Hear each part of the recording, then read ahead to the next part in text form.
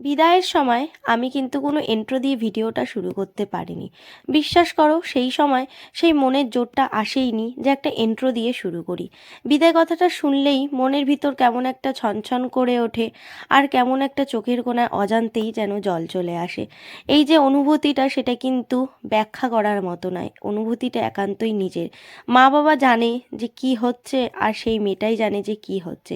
তাও সবাইকে একটু হাসানোর চেষ্টা করেছিলাম যে বোন যেন হাসি মুখে শ্বশুরবাড়ি যায়, কিন্তু এটা কি সম্ভব? কোনোদিনও সম্ভব নয়। কতটা যে কেঁদেছে তা কিন্তু আমরাই জানি। ভিডিও সত্যিই আমি করতে পারিনি, কারণ আমি পারিনি করতে।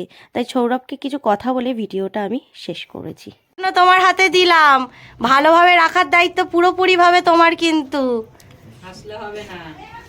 যতটা হাসি হাসি আমরা পাঠাচ্ছি তার সারা জীবন সেই হাসিটাই ওর মুখে রেখে দেবে।